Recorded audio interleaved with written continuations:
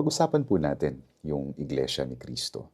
Meron pong kaso patungkol sa Iglesia ni Cristo na dinesisyonan ng Supreme Court noong 2018. Alam niyo po, a little bit of history muna tungkol sa Iglesia ni Cristo. Ito ay itinatag noong July 27, 1914, more than 110 years ago, by he's called Brother Felix Manalo. Itinatag po ito sa Santa Ana, Manila. So, alam na po natin na in 2025, when this video is being taken, there are millions of members of Iglesia ni Cristo worldwide.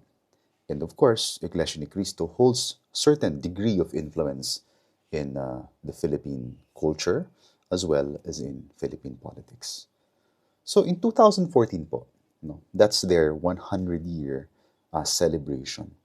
The Philippine Postal Corporation or PhilPost, ito po yung government-owned and controlled corporation na nagpapadala po ng mga sulat o ng mga packages natin all over the country.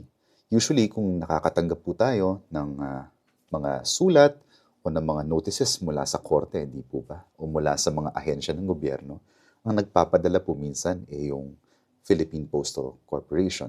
Kumbaga, sila po yung kompetisyon ng korporasyon tulad ng LBC o JNT. Pero ito, pag-aari ng gobyerno. Okay. So in 2014, nagprint po ng mga stamps, no? Nagprint ng stamps yung Philippine Postal Corporation. Pero itong stamp na to, which, by the way, we use to prove na nakapagbayad tayo ng delivery fee, yung inilalagay sa mga sulat, di po ba, dinidikit sa mga sulat. Isa sa mga stamp na inimprenta ng Philippine Postal Corporation is a stamp which commemorates the 100-year anniversary of the establishment of Iglesia ni Cristo. So ano pong nakalagay sa stamp? Nakalagay po dun yung litrato ni Brother Felix Manalo. Nakalagay po tabi ng litrato niya, 1886 to 1963. Nakalagay rin po na First Minister of Iglesia ni Cristo. At yung litrato, larawan ng Central Temple of Iglesia ni Cristo, nandoon din sa stamp. Ano pa ba? Nakalagay rin dun sa stamp na Iglesia ni Cristo Centennial 1914 to 2014. So talagang maliwanag na ito ay kaugnay sa 100 anibersaryo ng Iglesia ni Cristo. Ngayon, ang siste, may nagreklamo po. May isang tao na nagreklamo at sabi niya, hindi dapat pinayagan yung pag-imprenta nitong mga stamp na to. Dahil according to him, there is a violation of Article 6, Section 29, Paragraph 2 of the 1987 Constitution. Aba syempre, medyo mabigat po na aligasyon yun dahil yun ay violation of the Constitution. So ano po bang nakasaad sa Article 6, Section 29? Sabi ng Article 6, Section 29, no money shall be paid for the benefit, directly or indirectly, of any church. Yun po ay summary na lang po yan, ha? Dahil napakahaba po ng Article 6, Section 29 kung babasahin natin. So, in essence, hindi po pwedeng maglaan ng pondo ang gobyerno upang bayaran, suportahan, o mag-appropriate ng pondo para sa anumang relihiyon. Yan man ay Iglesia ni Cristo, yan man ay Katoliko, etc., etc. Okay, so anong sabi ng Supreme Court? Illegal po ba? Unconstitutional po ba? Labag po ba sa saligang batas ang ginawa ng Philippine Postal Corporation sa pag-imprenta ng mga stamp? Marami pong dahilan ang binigay ng kataas-taasang hukuman upang sabihin na walang violasyon. No? There's no violation dun sa pag-imprenta ng stamp. Pero siguro mag-discuss po tayo ng tatlo. Okay. Una, sabi ng Supreme Court, there is secular aspect in the printing of the stamp, and religious benefit is merely incidental. Ibig sabihin, hindi naman sinasadya o hindi naman talaga yun ang pangunahing pakay. No? Hindi religious benefit ang pangunahing pakay ng pag-imprenta ng mga stamp. So kung meron man, talagang nadamay na lang yun.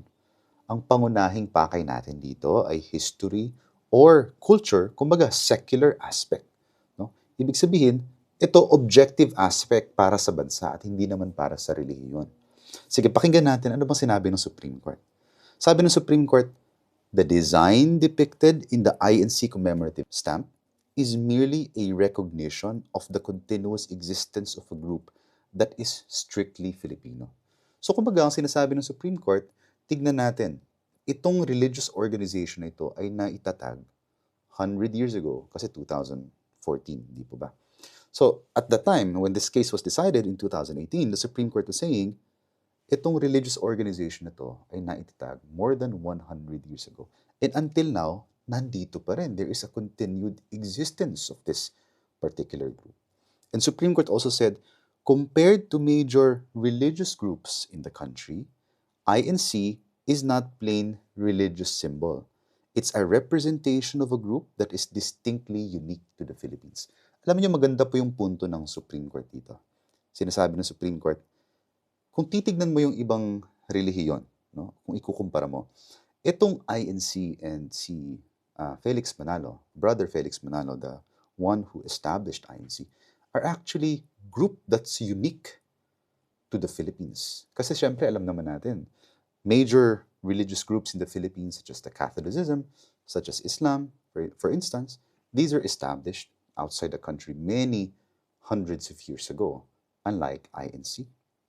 Pangalawa, sabi ng Supreme Court, teka lang, hindi naman kami pumapanig sa INC. Kumbaga, hindi naman namin sila iniendorso. In fact, this is not the first time that there had been actions by the PhilPost that seem to promote religion, although in reality, it promotes history and or culture. For example, sabi ng Supreme Court, no? The PhilPost has also issued stamps for the Catholic Church, such as those featuring heritage churches, the 15th International Eucharistic Congress, and Pope Francis. Sabi rin ng Supreme Court, hindi lang simbahang Katoliko at INC yung naimprenta dati ng PhilPost. In fact, the Bureau of Posts also printed stamps celebrating 300 years of Islam in the 1980s. So it seems that there is a fair treatment when it comes to history and culture in the Philippines, especially in the printing of stamps or other memorabilia by certain GOCCs of the Philippine government.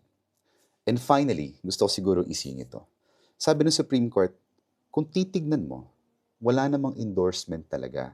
Wala namang endorsement by the PhilPost of Iglesia ni Cristo. Because in fact, there were no doctrines that were printed on the stamps. Ibig sabihin, wala namang inimprenta doon na humihikayat ng mga tao upang tangkilikin ang relihiyong Iglesia ni Cristo. Simply put, when the Iglesia ni Cristo stamps were printed in 2014, it simply reflected a long history of the Filipino people and a distinct culture in that particular religious organization. So, ang pag-imprenta po ng commemorative stamps ng Iglesia ni Cristo back in 2014, constitutional.